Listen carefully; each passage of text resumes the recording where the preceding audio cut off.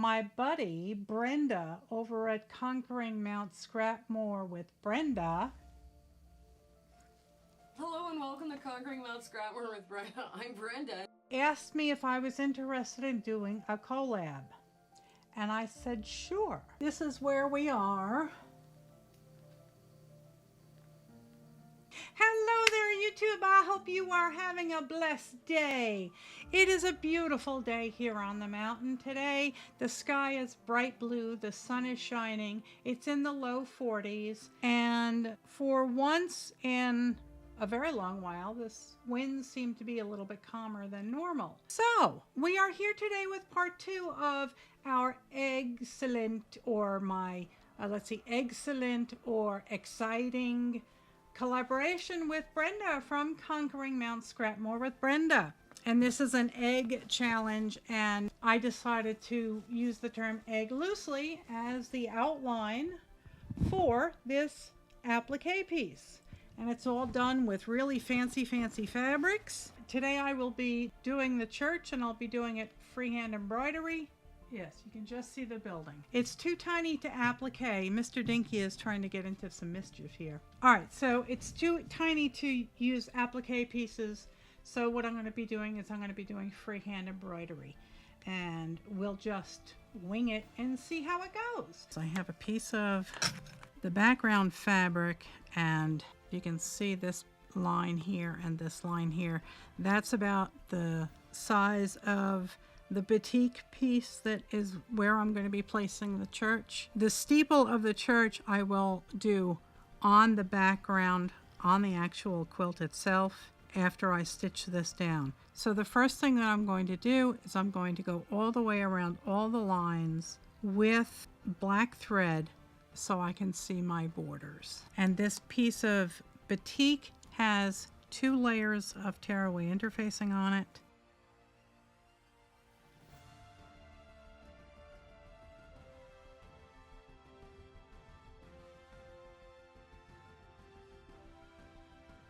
Okay, let's take a look, see how far we've gotten.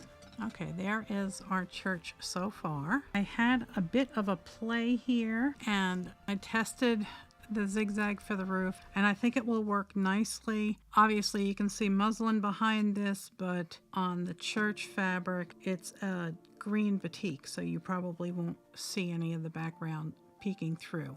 And I can do multiple layers. I'm doing freehand zigzag. I have my machine set at 3mm width, and we can tighten it up a bit. I have it tightened up to 1.3, and I have my number 15 foot, which is a darning foot, on the machine, and I have my zigzag plate on. But this is freehand. So the roof is going to be black. That is the roof on the chapel section, and I am quite happy with that. I think it's pretty good coverage. But I think the roof looks good, and there's no puckering in the back. So that is the 2 roofs. Okay, I've switched over to some white thread, and I've gone back to a straight stitch for the moment. And I'm just going to kind of go over the outlines of everything that I want to do in the white.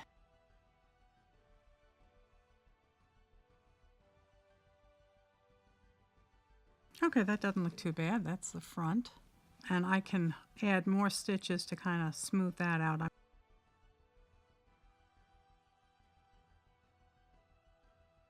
That's the side. And as you can see, yes, I'm going to have to go back over the black to outline it. But that's fine, and I'm still not getting any puckering, so I'm very happy with that. So I shall continue. Oh, that doesn't look too bad. And the door I'm going to fill in. I'm not sure what color yet, but I want to have some gold or bright yellow to make it look like lights. And I may use a multicolor on the windows here to make them look like stained glass. Okay, that's filled in better. Okay, I've changed to a variegated thread. And I'm going to do the windows and the door, and this is a thicker thread, I've increased, I'm doing a straight stitch and I've increased the length of the stitch. There is the front door, and now I'll do the windows. I might put a window up here too. Let's see what happens. These are tiny little windows, and I'm not getting much color. This one's pink. I can get a different color. Here we go. There's blue. Okay, so there are the windows. So that works. Of course, I have to outline that in black, and I could put a window here too. Why not? Why not? Let's see what color we're getting into. Mr. Dinky's being fresh. So now there's a little window on the side. Okay, I've got to cut this out, and then I'll come back when I'm ready to sew this down. And I have the church all cut out. Again, I'll put the steeple on it once it's on the quilt. And that is where I want to put it. And it would be easier for me to sew it upside down. I'm worried about it shifting. Let's see, because there's less fabric over here. Let's do it this way. We'll just be careful.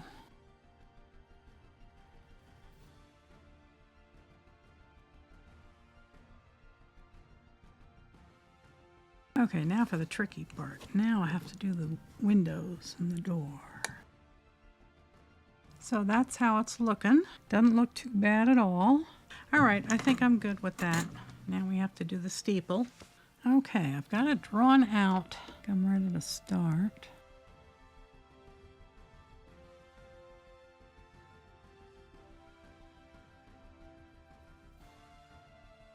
I have to straighten that up a bit. Kind of looking a bit wonky. Okay, let me turn that around and see if it's any straighter. Okay, that's better. It's crooked. It's not perfect, but it's okay. I'm okay with it. So now I have to do the cross on the top of the church.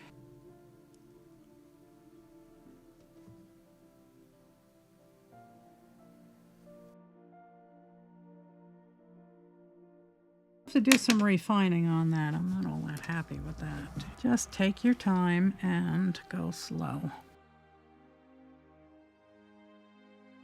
Okay, I have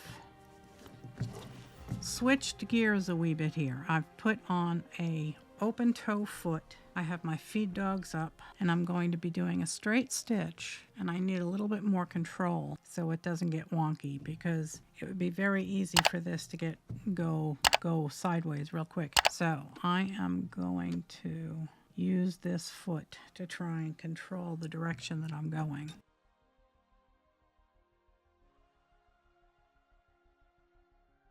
There is the church. Again, it's not perfect. I am adding a tomb, and I plan on using a gray stone or a light brown stone. I think possibly a button that will be rolled away from the door. That's my plan. So I have some camo velvet right here, and I have cut out one of the little black squigglies, for lack of a better term, and I'm going to sew it down. I've also got a piece of organza here.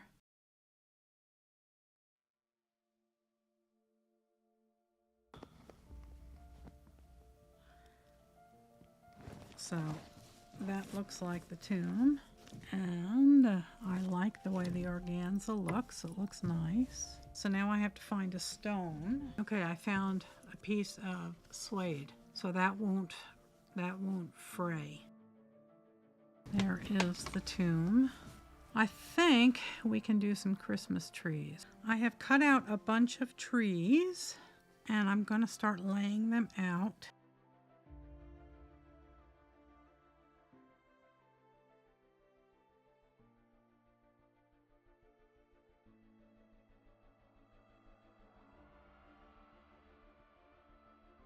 There is all of our Christmas trees, and I'm going to start stitching them down.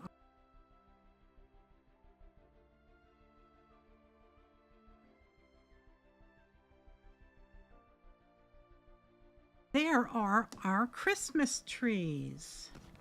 They don't look too bad. I like them. I like it a lot. Okay, everybody say a prayer. I'm going to do the crosses. Okay, there's one center beam. Let's do the crossy ways. My heart is in my throat. Okay, I like it.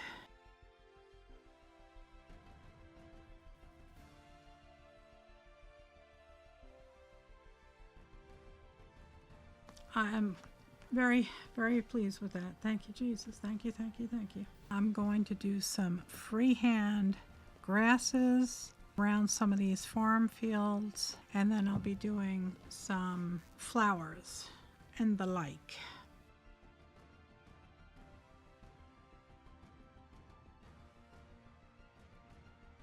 Oh, I'm out of bobbin thread. Okay.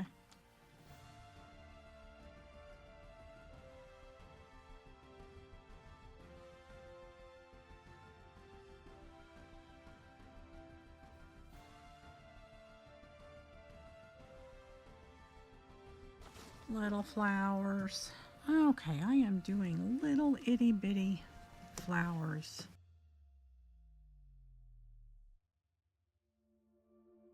Flowers all done, and I like them a lot.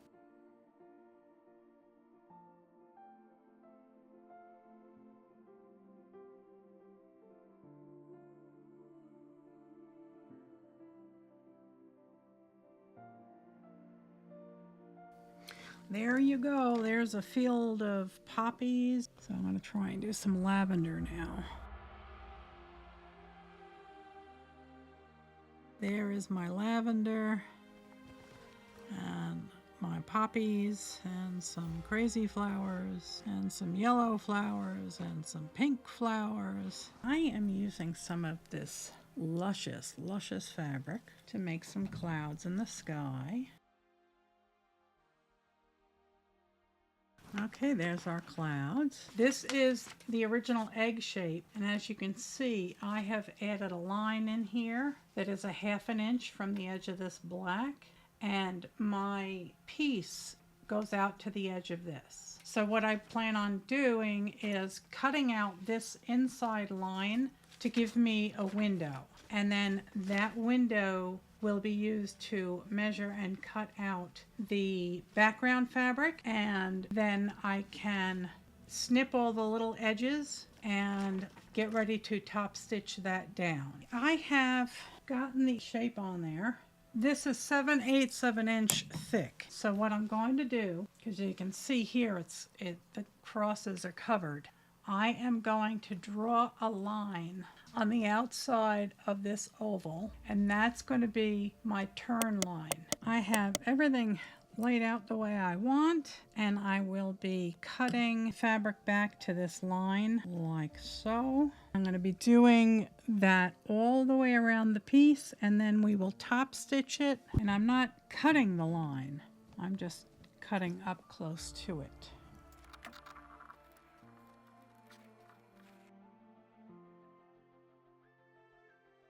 This is ready for batting and backing and a nice binding. I will quilt this during the collaboration meeting with me and Brenda. Okay, here it is.